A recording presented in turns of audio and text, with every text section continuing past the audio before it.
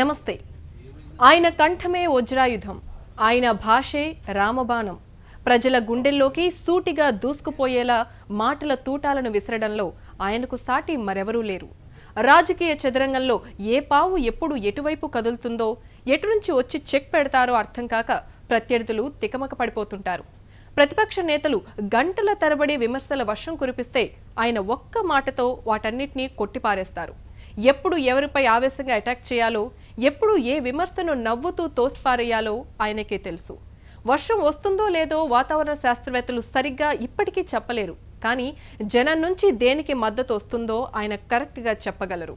ప్రజల మనస్సుల్ని వేమన శతకంలా చదివేసిన చంద్రశేఖరుడికి వాటిలో స్థానం ఎలా సంపాదించాలో బాగా తెలుసు.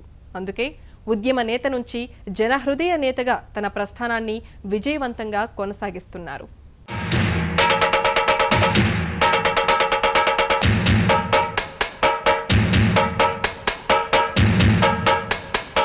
పురాణాల్లో వినాయకుడు కుమారస్వామిల్లో ఎవరు గొప్ప అనే వాదన మొదలైంది. అప్పుడు మహేశ్వరుడు ఎవరైతే ముల్లోకాలను తిరిగి వస్తారో వారే గొప్ప అంటూ వారిద్దరి మధ్య పోటీ పెట్టాడు. కుమారస్వామి చకచకా వెళ్ళిపోయాడు. అంత స్పీడ్గా వెళ్ళలేని వినాయకుడు సింపుల్గా తల్లిదండ్రుల్ని తలుచుకుని స్నానం చేయగానే ముల్లోకాలు ఆయనే స్పీడ్గా తిరిగొచ్చినట్లయింది. అలాగే తెలంగాణలో ప్రతిపక్షాలు ఎన్ని ఆందోళనలు చేసినా, ఎన్ని నిరసనలు చేపట్టినా, రాష్ట్రమంతా తిరిగినా కేవలం జనాన్ని మాత్రమే నమ్ముకుని పాలసీలు చేపడుతూ పరిపాలన చేస్తున్న కేసీఆర్ని నెంబర్ 1 ర్యాంక్ వరించింది. ఆకలి ఎరిగిన వాడికి అన్నం ఎప్పుడు పెట్టాలో తెలుసున్నట్లు ప్రజల సమస్యలు, వాటి పరిష్కారాలను ఔపోసన పట్టినట్లు కనబడే కేసీఆర్ అందుకనుగుణంగా వ్యూహాలను రచిస్తూ ప్రజాభిమాన నేతగా నిలిచిపోతున్నారు.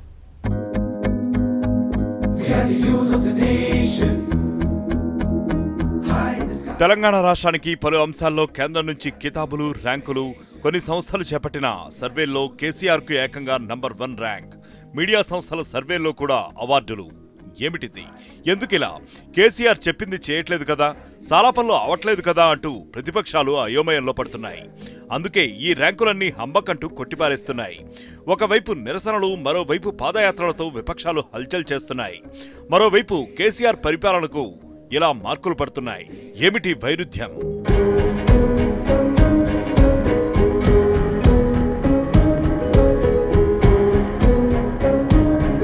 ఇంత జరుగుతున్నా కేసీఆర్ మాత్రం ఈ ర్యాంకుల పట్ల స్పందించలేదు, మాట్లాడనే లేదు.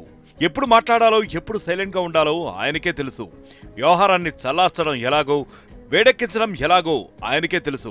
కేవలం కేటీఆర్ మాత్రమే తాము చేపట్టిన సంస్కరణల ఫలితమే ర్యాంకులని, తమ పరిపాలన బాగున్నందుకే మెరిట్ మార్కులు వచ్చాయని స్పష్టం చేశారు. ఇప్పటికే తెలంగాణ ఎన్నో రంగాల్లో అందుకున్న విషయం కూడా మీకు తెలిసిందే.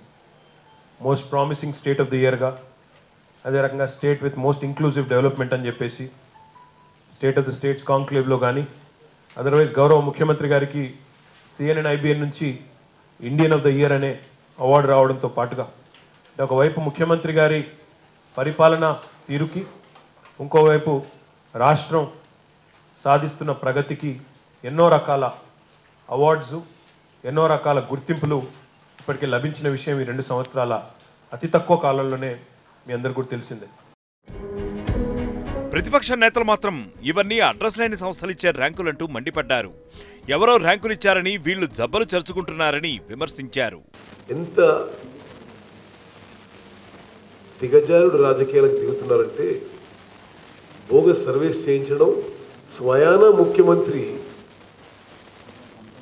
మీడియా సంస్థల అధిపతులకు ఫోన్ చేసి ఈ బోగస్ సర్వేలని ప్రముఖంగా ప్రచురించమని చెప్పి వారిని కోరడం.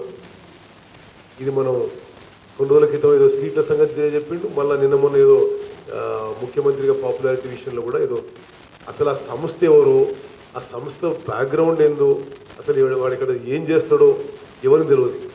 తప్పుడు ప్రచారాలు కల్పించుకోవడం ద్వారా తన ప్రభావం తగ్గుతుందన్నప్పుడు, తన ఉనికి ప్రమాదం ఉందన్నప్పుడు, తన వైఫల్యాలను ప్రజలు ప్రశ్నిస్తున్నప్పుడు కేసీఆర్ గారు ఇట్లాంటి ఎత్తుగడలతో ముందుకు వస్తారు. ఆ సర్వేలు చేసిన సంస్థలు ఏంది, వాటికి ఉన్న నిబద్ధత ఏంది, అసలు ఎవరు వాళ్ళు, కోన్కిస్కాలు లేకపోతే ఎక్కడో ఉన్నోళ్ళు మూలకు పడ్డ తలమాసిన కంపెనీలు ఏవో ఇచ్చినాయని చెప్పి పత్రికలలో ప్రముఖంగా ప్రచురించుకునే ప్రయత్నం చేస్తున్నాడు. ర్యాంకునిచ్చింది ఏ సంస్థ కావచ్చు, కానీ జనంలో కేసీఆర్ కు ఆదరణ ఉంది అనేది మాత్రం ఎవ్వరూ కాదనలేని వాస్తవం. ఎక్కడ ఉప ఎన్నికలు జరిగినా, ఏ మున్సిపాలిటీ ఎన్నికలు జరిపినా ఫలితాలు టీఆర్ఎస్ గా అనుకూలంగా వచ్చాయి. వచ్చిన ఓట్లు మెజారిటీలు చూస్తే గులాబీ పార్టీ ఏ రేంజ్ లో పాతుకుపోయిందో ఎవ్వరికైనా అర్థమవుతోంది. కేసీఆర్ పై విమర్శలు చేస్తే పట్టించుకోని పరిస్థితిలో జనం ఉన్నారంటూ టీఆర్ఎస్ నేతలు చెబుతున్నారు. చెప్పినవన్నీ కూడా చేసేటువంటి ఒక సత్తా కేవలం కేసీఆర్కు ఉన్నదని ప్రజల్లో విశ్వాసం ఉన్నది. కాబట్టి ఇతర నాయకులకు ఎవరికి కూడా ఆ విశ్వసనీయత లేదు. కాబట్టి ప్రజలందరూ కూడా మీరు ఇవాళ ఎన్నికలు పెట్టినా టీఆర్ఎస్ పార్టీ అత్యధిక మెజార్టీతో గెలుస్తుంది. కేవలం ఒక కేసీఆర్ వల్ల, కేసీఆర్ తీసుకుంటున్నటువంటి ఒక నిర్ణయాల వల్ల. కాబట్టి అటువంటి ఫలితాలు వచ్చేటువంటి అవకాశం ఉన్నది. ఈ మధ్యకాలంలో ఏ నాయకుడు సాధించలేని విధంగా ఇలా వన్ సైడ్ వార్ను కేసీఆర్ ఎలా చేయగలుగుతున్నారనేది ఇతర రాష్ట్రాల రాజకీయ నేతలకు అర్థం కాని పరిస్థితి. అధికారంలోకి వచ్చి 2.5 ఏళ్లు అవుతున్నా చేసిన వాగ్దానాలు ఇంకా అమలు కావాల్సినవి ఉన్నా మెజారిటీ ప్రజలు కేసీఆర్ ని నమ్ముతున్నారని తెలుస్తోంది. ఇది ఎలా సాధ్యమైంది? కేసీఆర్ దగ్గరున్న మంత్రం ఏమిటి? ఉద్యమంతోనే ముఖ్యమంత్రి కేసీఆర్ తన పెర్ఫార్మెన్స్ కు పునాదులు వేసేసుకున్నారు. కేసీఆర్ ఉద్యమం నడిపిన తీరును చూసిన వారికి ఆయన చాణక్య నీతి ఏంటో అర్థమవుతుంది. అదే వరవడిని పరిపాలనలోనూ కొనసాగిస్తున్నారని జాగ్రత్తగా పరిశీలించిన వారికి క్లారిటీ వస్తుంది.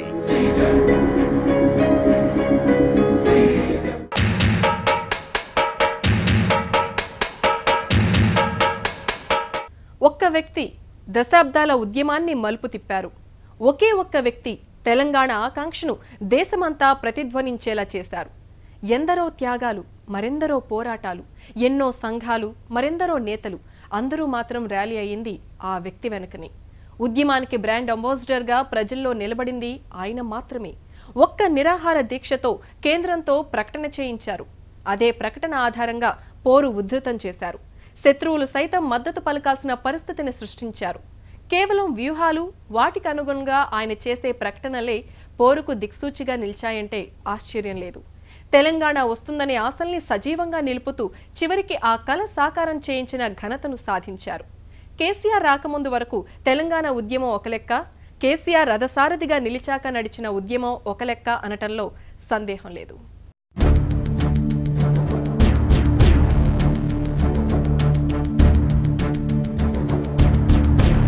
ముందు గ్రౌండ్ వర్క్ చేసుకున్నారు.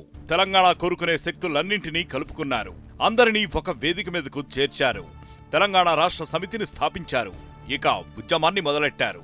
మొదట తేలిగ్గా తీసుకున్నారు పాలకులు. ఉద్యమం చాప కింద నీరులా పెరిగిపోయింది. అప్పటికే అసంతృప్తిగా ఉన్న వర్గాలన్నీ ఉద్యమంలోకి కలిసి రావటం మొదలుపెట్టాయి. ఎన్నికల్లో పాల్గొనేది లేదంటూ ప్రకటించి మేధావులందరినీ ఆకర్షించారు. ఆ తర్వాత ఎన్నికలు వచ్చేటప్పటికి కాంగ్రెస్తోనే పొత్తు పెట్టుకున్నారు. కాంగ్రెస్ అధిష్టానం నుంచి అగ్రిమెంట్ కూడా తీసుకున్నారు. దీనిపై కొందరు విమర్శలు చేసినా కేసీఆర్ పట్టించుకోలేదు. రాజకీయ బలం పెంచుకోవాలనే టార్గెట్ పెట్టుకున్న చంద్రశేఖరుడు వాటిని కేర్ చేయలేదు. అనుకున్నట్లుగానే ఎమ్మెల్యేలు వచ్చారు. రాజకీయ పార్టీగా టీఆర్ఎస్ బలం పెంచుకుంది.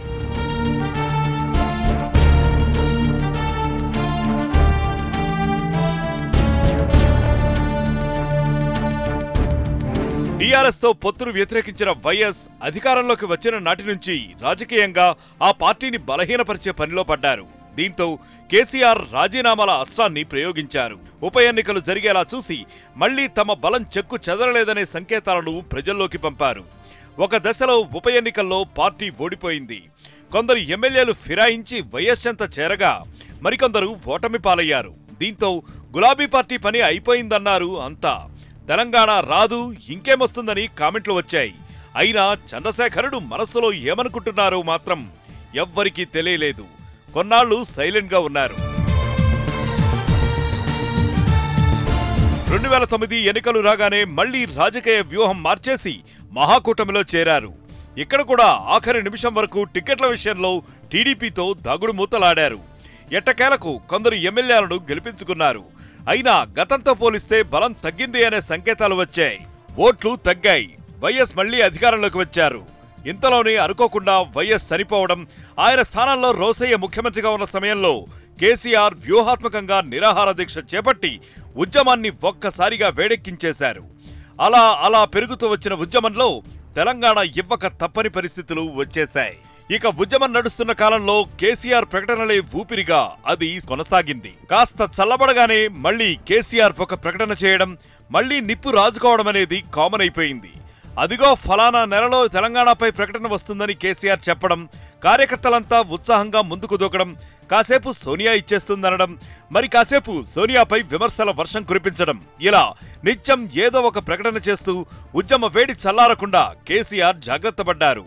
అదే సమయంలో తెలంగాణ అంటూ వస్తే క్రెడిట్ తమకే దక్కేలా కూడా జాగ్రత్త తీసుకున్నారు. రాబోయే పరిణామాలను గమనిస్తూ వాటిని తనకు ఎలా అనుకూలంగా మార్చుకోవాలో ముందే వ్యూహం రచిస్తూ కేసీఆర్ విజయవంతంగా ఉద్యమాన్ని ముందుకు నడిపించారు. అన్ని పార్టీలు రాజకీయంగా తెలంగాణకు మద్దతివ్వక తప్పని పరిస్థితిని తెచ్చేశారు.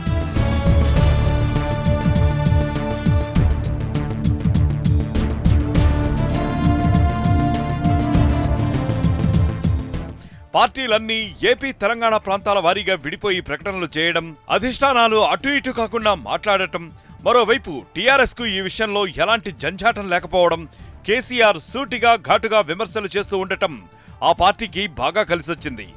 తెలంగాణకు పేటెంట్ హక్కు వారిదే అనేలా పరిస్థితి మారిపోయింది. తెలంగాణ ఇచ్చి టీఆర్ఎస్ ను కలుపుకుంటే మొత్తం సీట్లు గెలుచుకుంటామనే అంచనాతో కాంగ్రెస్ రాష్ట్రాన్ని విభజించింది. అయితే కాంగ్రెస్ లో కలుస్తానన్న కేసీఆర్ కథ అడ్డంగా తిప్పేశారు. కాంగ్రెస్ కు షాక్ ఇచ్చేశారు.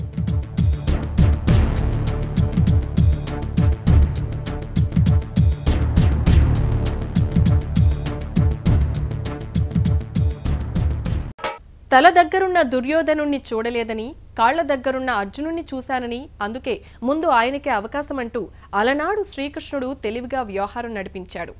అశ్వత్థామ హతహ అని అరిచి, కుంజరహ అంటూ మెల్లగా చెప్పి ద్రోణాచార్యుణ్ణి యుద్ధంలో మరణం పాలయ్యేలా ధర్మరాజు కొత్త ధర్మం పాటించాడు.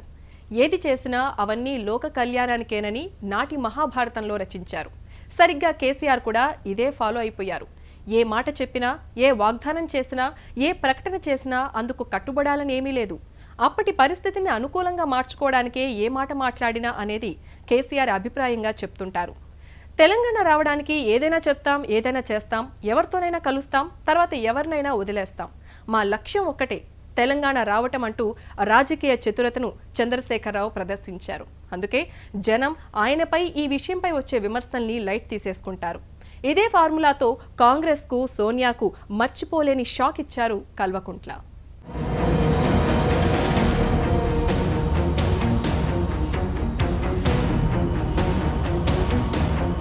మీరు తెలంగాణ ఇవ్వండి, నా తల ఇవ్వడానికైనా సిద్ధమే అంటూ కేసీఆర్ చేసిన ప్రకటన సోనియాకు ఎంత నమ్మకం కలిగించిందో తెలియదు గాని జనాల్లో మాత్రం కేసీఆర్ పట్ల నమ్మకాన్ని పెంచింది.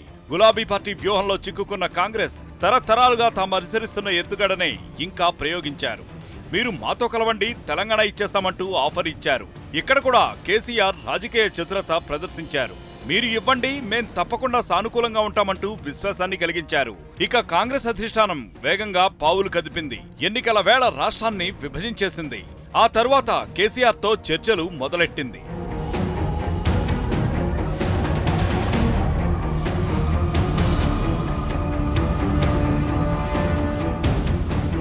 మొదట కేసీఆర్ థ్యాంక్స్ చెప్పారు.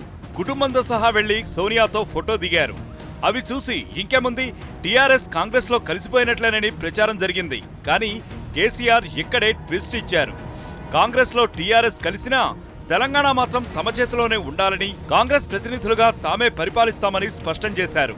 ఇది జీర్ణించుకోలేని కాంగ్రెస్ అధిష్టానం అయోమయంలో పడింది. ఇంకేముంది, చర్చలు విఫలం, నో విలీనం అని కేసీఆర్ చెప్పేశారు. అవాక్కవడం కాంగ్రెస్ వంతైంది. అభ్యర్థులను ఎంపిక చేసే దగ్గర నుంచి ఎన్నికలు జరిగే వరకు టీఆర్ఎస్ లో టెన్షన్ ఉంది. ఎందుకంటే పార్టీకి సంస్థాగత నిర్మాణం లేదు. కాంగ్రెస్ అధికారంలో ఉన్న పార్టీ, పైగా తెలంగాణను తామే ఇచ్చామని చెప్పుకుంటున్నారు. ఈ పరిస్థితుల్లో ఎలా అని ఆందోళన పడ్డారు. కానీ కేసీఆర్ కు మాత్రం టెన్షన్ లేదు. ఎందుకంటే ఆయనను ప్రజలు ఏమనుకుంటున్నారనే దానిపై పెద్ద క్లారిటీ ఉంది. వాళ్ళు నమ్మేది, అభిమానించేది టీఆర్ఎస్ నే అని గట్టి నమ్మకంతో ఉన్నారు. అందుకే అభ్యర్థుల ఎంపికలో ఎలాంటి విమర్శలు వచ్చినా లెక్క చేయకుండా ఆయన వ్యూహం ప్రకారం ముందుకెళ్లిపోయారు. ఎన్నికల ఫలితాలు కూడా అందుకు తగ్గట్టుగానే వచ్చాయి. కేసీఆర్ కు ప్రజలు బ్రహ్మరథం పట్టారు. ఎవరి విమర్శలకు స్పందించాలో, ఎవరికి ఎలా కౌంటర్ వేయాలో కేసీఆర్ కు బాగా తెలుసు. అందుకే ఎన్నికల ప్రచారంలో పవన్ కళ్యాణ్ వేసిన పంచ్లకు తనదైన శైలిలో సమాధానమిచ్చారు. పవన్ చేసిన విమర్శలు ఆంధ్రాలో టీడీపీకి ఓట్లు సంపాదించి పెడితే అదే సెంటిమెంట్ రగిలి తెలంగాణలో టీఆర్ఎస్ కు ఓట్లు పడతాయని కేసీఆర్ కు తెలుసు. అందుకే పవన్ విమర్శలపై సరదాగా స్పందించారు. వాటిని హైలైట్ చేసి క్యాష్ చేసేసుకున్నారు.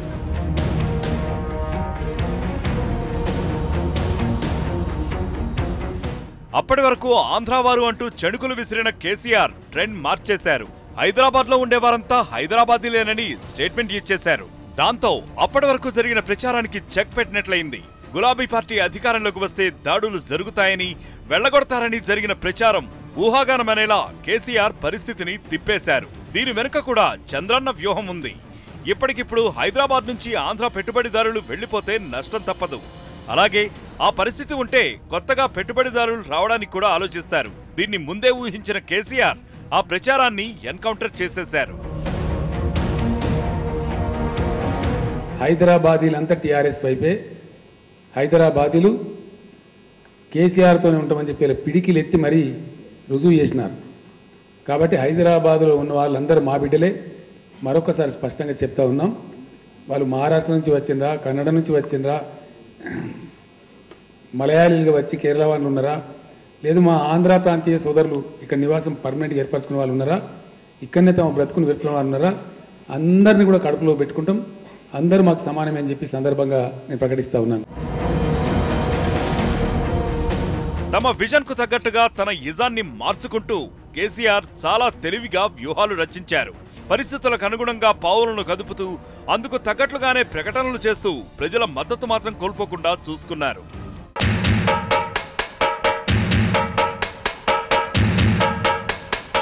చెస్ ఆడేటప్పుడు పావుల్ని చంపుకుంటూ ప్రత్యర్థికి అండగా ఉన్న బలమైన వారిని చంపేస్తూ చివరికి రాజుకు చెక్ పెడతారు. కానీ కేసీఆర్ ఆట వేరు. ప్రత్యర్థి పావులతో ఫ్రెండ్షిప్ చేస్తారు. ప్రత్యర్థికి అండగా ఉన్న బలమైన వారిని తనకు అనుకూలంగా తిప్పేసుకుంటారు. ఇక ఆ తర్వాత రాజుకు చెక్ పెట్టాల్సిన పనే లేదు.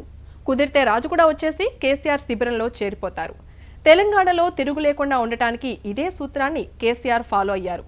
ఒకప్పుడు ఇదే సూత్రాన్ని కొద్దిగా వాడి వైఎస్ టీఆర్ఎస్ను దెబ్బతీశారు. దాన్నే అప్డేట్ చేసి కొత్త వర్షన్తో కేసీఆర్ పార్టీలకు పార్టీలే లేపేసే ప్లాన్ రచించేశారు. అందులో దాదాపు విజయవంతం కూడా అయిపోయారు.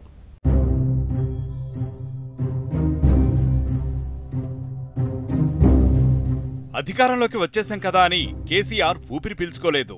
ఈ అధికారం కలకాలం ఉండేలా చూసుకోవడానికి గతంలో ఎవరు తోక చాడించినా కట్ చేయడానికి వీలుగా బలాన్ని పెంచుకోవాలని నిర్ణయించుకున్నారు. అందుకు తగ్గట్లుగా గేమ్ మొదలెట్టారు. ఇందుకు తన దగ్గరున్న పవర్ ని బాగా వాడారు. ఫస్ట్ టార్గెట్ గా తెలుగుదేశాన్ని పెట్టుకున్నారు. ఏపీలో అధికారంలోకి వచ్చి అక్కడే ఉండాల్సిన పరిస్థితుల్లో చంద్రబాబు ఉండటం సరైన సమయంగా చంద్రశేఖరరావు భావించారు. అందుకే వేగంగా ఆట ఆడేశారు.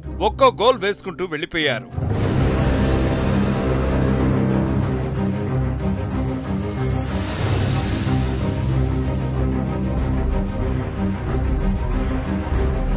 మాజీ మంత్రి తెలుగుదేశంలో కీలక నేతగా ఉన్న తలసానిని మొదటి వికెట్ గా పెట్టుకున్నారు.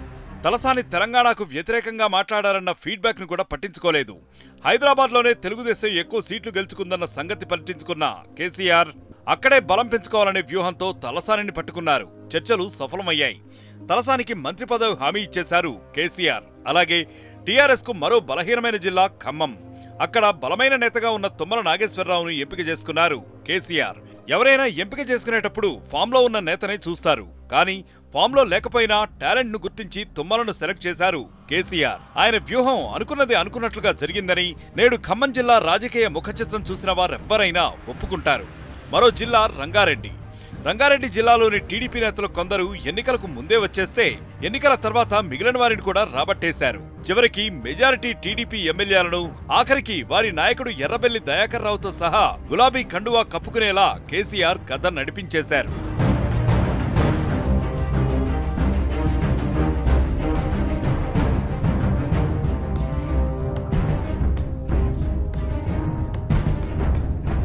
ఫిరాయించిన నేతలకు మంత్రి పదవులు ఇవ్వడంతో ప్రతిపక్షాలు భగ్గుమన్నాయి. ఇది అనైతికమన్నాయి.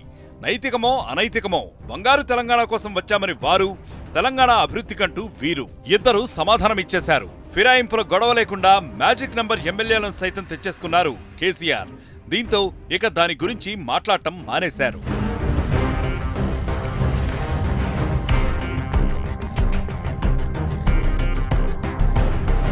ఎమ్మెల్సీ ఎన్నికల సమయంలో అనుకోని అవకాశం ఒకటి కేసీఆర్ కు వచ్చింది. అదే ఓటుకు నోటు కేసు. ఎమ్మెల్సీ గెలుపు కోసం తెలుగుదేశం, ఆ పార్టీ నేత రేవంత్ రెడ్డి చూపించిన అత్యుత్సాహం వారిని ఇరుకున పెట్టేసింది. వ్యవహారం పసిగట్టిన గులాబీ పార్టీ వల పన్నింది. ఆ వలలో టీడీపీ అడ్డంగా బుక్కైంది. చంద్రబాబు ఫోన్ కాల్స్ అంటూ లీకులు రావడంతో యవ్వారం ముదిరింది. అన్ని ఆధారాలు దొరకబుచ్చుకుని గట్టిగా బిగించేశారు. చంద్రబాబును అరెస్ట్ చేస్తారా అనే వార్తలు కూడా వచ్చేశాయి. బీజేపీ జోక్యమో గవర్నర్ చర్చలో తెలియదు గాని ఈ కేసు నెమ్మదిగా బలహీనపడింది.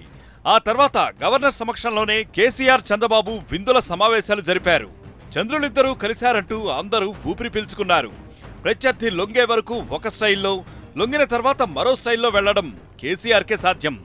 అవసరాలకు అనుగుణంగా తన వ్యూహానికి తగ్గట్టుగా వేడి తగ్గించేయడం, పెంచడం కేసీఆర్కు వెన్నతో పెట్టిన విద్య.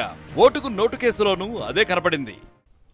పాపం వాళ్ళే చేతులు కాల్చుకున్నారు. ఇప్పుడు కాల్చుకొని ఇప్పుడు పెడబొబ్బలు పెట్టి గాయ చేసి గత్తర చేసి ఏదో బయటపడదామనే పిచ్చి ప్రయత్నంలో ఉన్నారు. ఈరోజు ఆయన దొరికిన కథ చెప్తే మీరు ఇంకా పరిశాన్ అవుతారు. చాలా ఉంది భాగవతం. నేనెందుకు చెప్తా, చెప్పవలసిన టైంలో చెప్తారు. నాకేం అవసరం ఉంది? As a head of the government of Telangana నాకు వచ్చే ఇన్ఫర్మేషన్ నాకు వస్తుంది.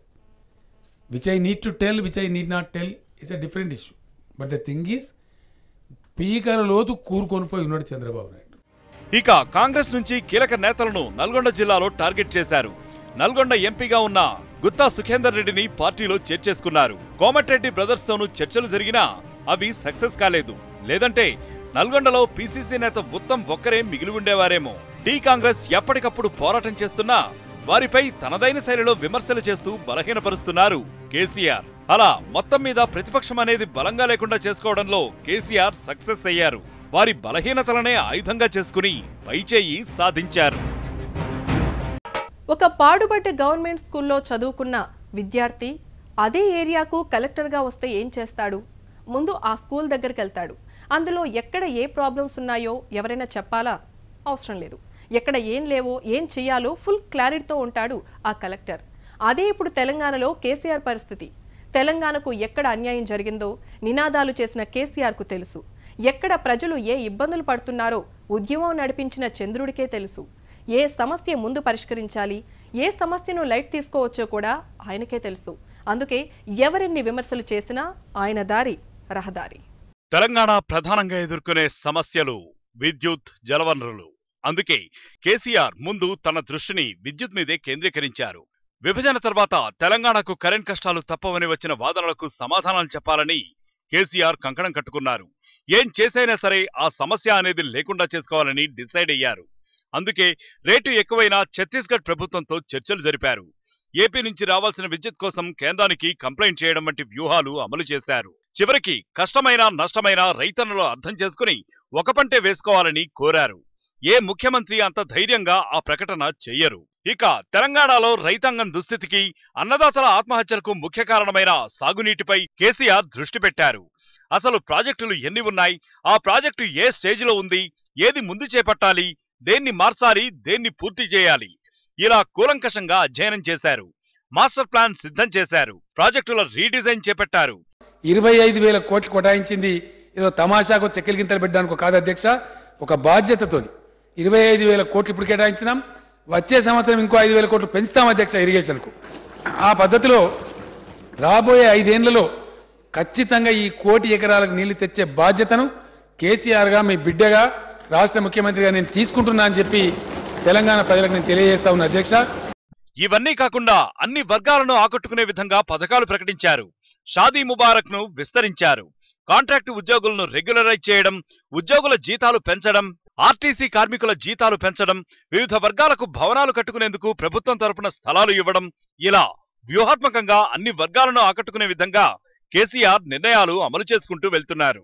ఇలా వ్యూహాత్మకంగా అన్ని సమస్యలను అడ్రస్ చేసేలా, అన్ని వర్గాలను ఆకట్టుకునేలా, అందరిలోనూ కేసీఆర్ బ్రాండ్ స్థిరపడిపోయేలా టీఆర్ఎస్ ప్రభుత్వం ముందుకు వెళ్తోంది. అమలులో కొన్ని వ్యవహారాలు వెనుకబడ్డా ఒక్క రోజులోనో 3 సంవత్సరాల్లోనో అన్నీ కావనే సమాధానమిస్తూ కేసీఆర్ ప్రజల నాడికి అనుగుణంగా వెళ్తున్నారు.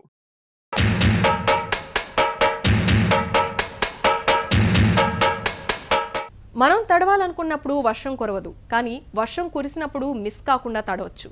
అదే సూత్రం కేసీఆర్ బాగా ఫాలో అవుతున్నారు. పరిస్థితులు అనుకూలంగా ఉన్నప్పుడు చకచక తాననుకున్న ఆట ఆడేస్తారు. అనుకూలంగా లేనప్పుడు చప్పుడు చేయకుండా కూర్చుంటారు. కానీ తర్వాత ఏం చేయాలనే దానిపై పుస్తకాలు రాసేసుకుంటారు. ఎప్పుడు ఏ పుస్తకం అవసరమైతే దాన్ని బయటకు తీస్తారు. అప్పుడు ఒక్కో పేజీ ఆయన తిప్పుతుంటే పరిణామాలు అలా ఆయనకు అనుకూలంగా తిరుగుతుంటాయి. అవసరమైనప్పుడు దూకుడు, కుదరదనుకుంటే సైలెంట్. ఒక్కోసారి ప్రతిపక్షాల విమర్శల్ని లైట్ తీసుకుంటారు.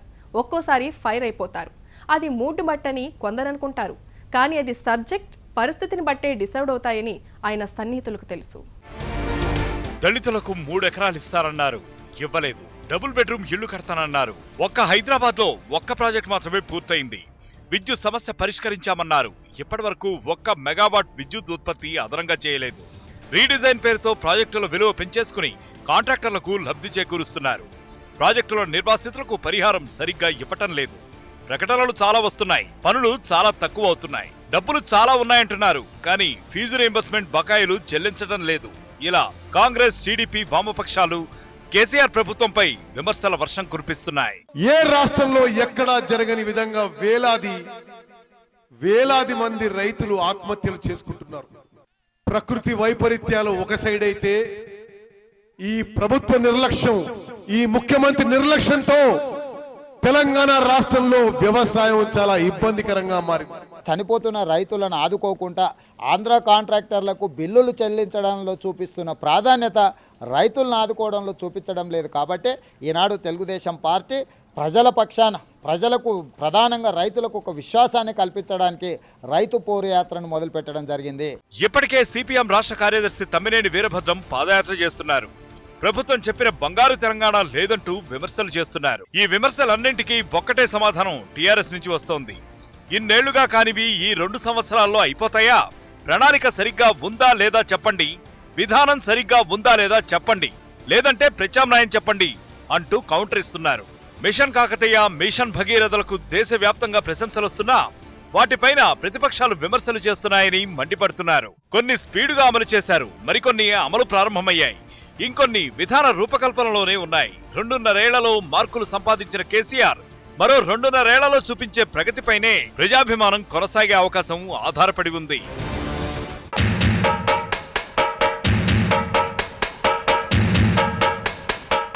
రాజకీయం ఎప్పుడు ఏ మలుపు తీసుకుంటుందో తెలుసు. ప్రజలు ఎప్పుడు ఏం కోరుకుంటారో తెలుసు. ఏ సమస్య ఏ రేంజ్లో ఉందో, దేన్ని ఎప్పుడు టేకప్ చేయాలో తెలుసు. ప్రత్యర్థిని ఎలా పడగొట్టాలో తెలుసు. ఎవరిని ఎలా కట్టడి చేయాలో తెలుసు. నెగ్గాల్సినప్పుడు తగ్గడం కూడా తెలుసు. అవసరమైనప్పుడు అటాక్ చేయడం తెలుసు. ముఖ్యంగా ప్రజల హృదయాలకు హత్తుకునేలా మాట్లాడడం తెలుసు. అందుకే ఎన్ని విమర్శలు వచ్చినా కేసీఆర్ ప్రజలు మెచ్చిన నేతగా నిలిచారు. ఇచ్చిన వాగ్దానాలను పూర్తిగా అమలు చేసి ఇదే వరవడిని కొనసాగిస్తే ఇప్పుడే కాదు, ఎప్పుడూ నెంబర్ 1 అవుతారు.